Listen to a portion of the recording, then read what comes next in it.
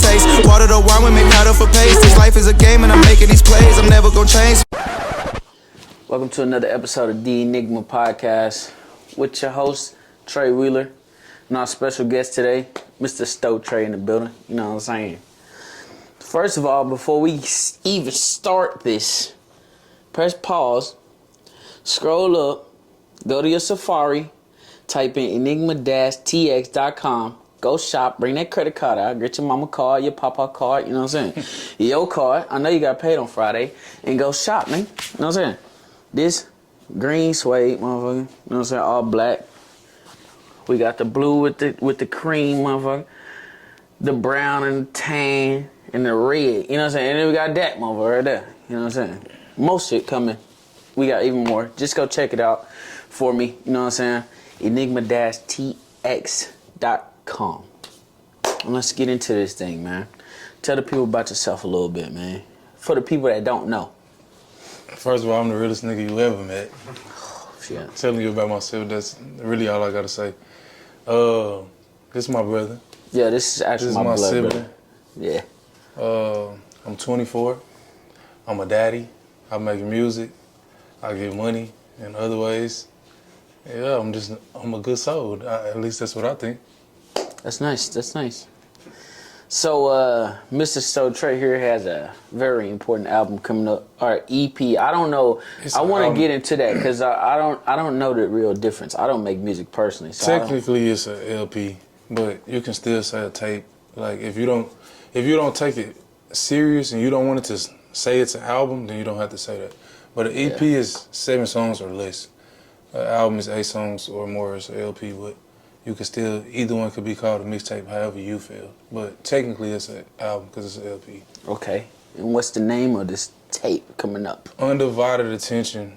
I feel like I got good attention on me right now because my last project, it did good, and people been asking what's next. You know what I'm saying? So I feel like this was a good time to just drop, and that's why I feel like it's undivided attention. Like I got eyes on me, and they focused. Yeah. I like that. So I kind of got clarification. So within, what's the difference in a EP and an album? So do you have an album, or is it one coming, or like how do you plan on approaching that? Because I know a lot of people that wait till they like make it and then they technically drop their first album. So I mean, it would only be considered that if you like signed to a major or like, you know, it's getting bigger and you say like this is the first album. But to me, with the presentation, the rollout, the way I structured Fervent was an album. And then like this, I feel like it's more of a tape because it was just like all of these songs I did in like a week besides 2 of them. It was just like run and gun, but everything I do, I still structure. So it's still an intro, an outro, interlude. It's still good presentation on the art, but it's a surprise drop too. Like people knew Fervent was coming. It was themed. Like I got clothes to go with it, and you know what I'm saying. It was more. Yeah. It was more taken serious, but I mean, I guess you could just call it a tape. But I'll get an album soon because I just put this together quick. Okay, what did you display in this that you think that you didn't display in the last one? Or what's different that stands out? Fervent was mainly R&B intentionally. Like I just wanted to do a soundtrack of like that side of me that everybody loved, where I'm singing and harmonizing. Like everything was in that pocket, even though I had songs like Dummy Flow. Like I got rapping songs. You know what I'm saying? I only made Fervent like a R&B singing, harmonizing album intentionally. Mm-hmm. This got rapping, singing, country. Like I tried a country song on there. Like this is just everything. That's why I say too, it's like a tape. Like I'm just tending to different things, really trying stuff out. Yeah. What was your favorite song on there? Right now, what's the favorite? Before everybody gets to hear it and stuff like that. I think people would think Go Find That is the best. Not everybody. I think people would think Go Find That is the best, but my personal favorite this time is Angels and Demons. Cause I'm really rapping. Like I don't really just rap all the time. Like y'all, like amongst each other, I rap. But like when I put out songs, I don't do that.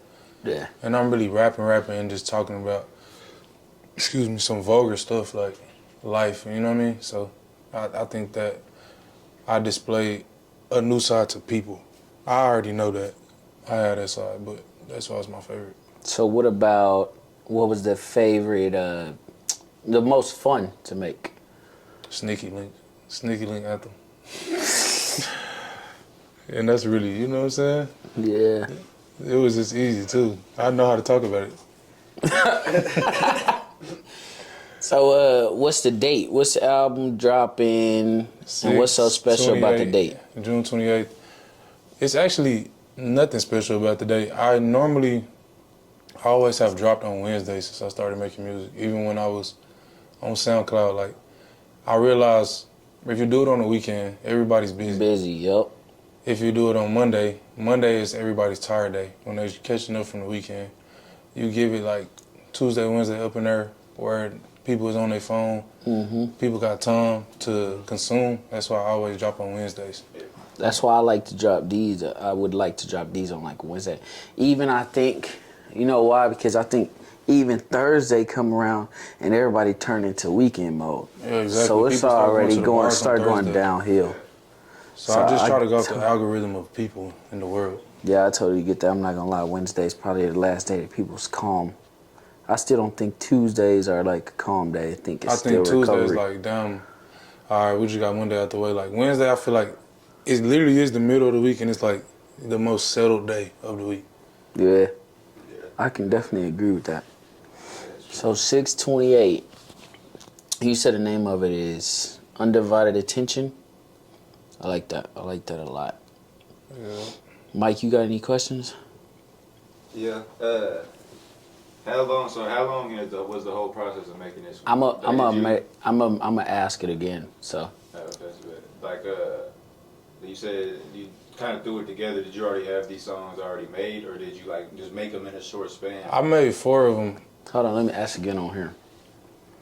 So Mike said, how long was it to make the complete tape from the first to last? And did you previously have the songs written up and stuff like that? It's only one song on there that it was older. It's years older. Like probably when I first started making music, and I redid it.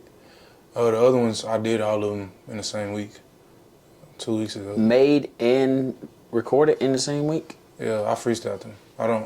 I write. I started off writing music when I first started making music, so having a pen I feel like is necessary, but like once you're great at that, you need to like try to. So at some point, writing is like it slows you down a little bit. Yeah. Like you have a thought, and then right when you go to try to type it or write it out, that bitch is gone. Yeah, but then too though, you're absolutely right.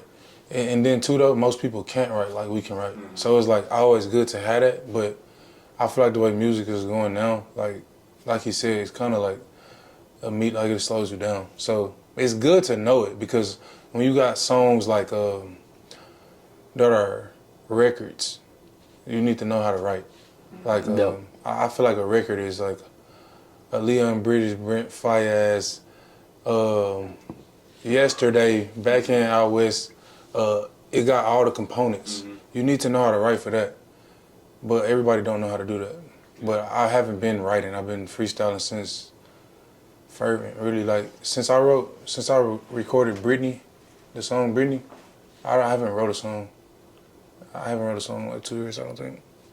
So what does music do for you? Because me personally, being your brother, I can tell when you need to go to the studio or when your actions are more irrational than normal, that and you haven't made music in a long time, I can kind of know like, hey, this motherfucker need to go to the studio for a little while, you know what I'm saying? Shit, I mean, you could just allude to it as my therapy. But it been my therapy before I started making music, since I was a kid.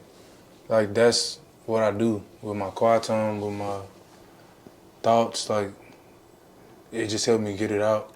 Or even if I'm not trying to get it out, if I'm hearing a song and I feel like it pulled on the heartstring and it was relating to what I'm going through that day or something, like, it'll maybe like calm me down or make me feel some type of emotions. But I just feel like music is the soundtrack to our lives for real. So Yeah. it's my therapy, and that's why I make music, to be honest. It's crazy because I was a little tipsy, not gonna lie, but I was coming from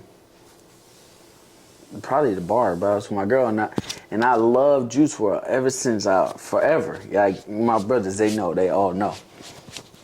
But just singing the words to his song is a form of therapy. From what I can acknowledge and what I've observed. Singing the Juice WRLD song and screaming your feelings, how you feeling at the time for a man, is a form of therapy. Like I can literally listen to his upbeat music, his I guess down like slow sad music or whatever it is. But to me personally, I definitely feel like music is a form of therapy, and I don't make music personally. Mm-hmm. It's just the therapeutic, you know what I mean? Getting to scream your feelings and stuff like that, it helps. Like, you know what I mean? And like I said, I can observe that about him. I've been knowing him, been beating his ass since we was, so. BD. I'd be looking at it like I feel like it's a chef type shit. Like the way, because I want you to enjoy what I'm making. Yeah. You know what I mean? Like, because I could, if I'm just making it for me, there's no point to just make the shit. Yeah. You know what I'm saying? So like, if I'm not gonna eat the food, why am I making it? But if I eat it, you're like, oh shit, this is crazy. That's what built me up to make me a great chef and shit like that. If I'm eating for myself, I'm just gonna eat some bullshit. You know what I mean? Or like, most definitely. I feel like it all still even that it roots back to being some form of therapy. No, you know what I'm saying? Yeah, you zone out. For sure. Yeah, so get the people where they can find you. I'll also drop the IG in the description. Stow Trey on everything, really. STOETRE.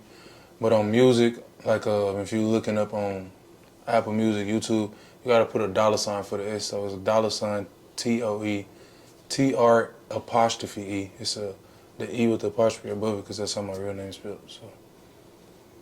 Yep, and we appreciate y'all for tuning in, man. You said June 28th. June 28th. It's a Wednesday, right? Yes, sir. June 28th, y'all tune in. Undivided attention. Thank y'all. Don't forget to shop. Bang, bang, bang, bang, bang. You know what I'm saying? And we out, man. Appreciate y'all.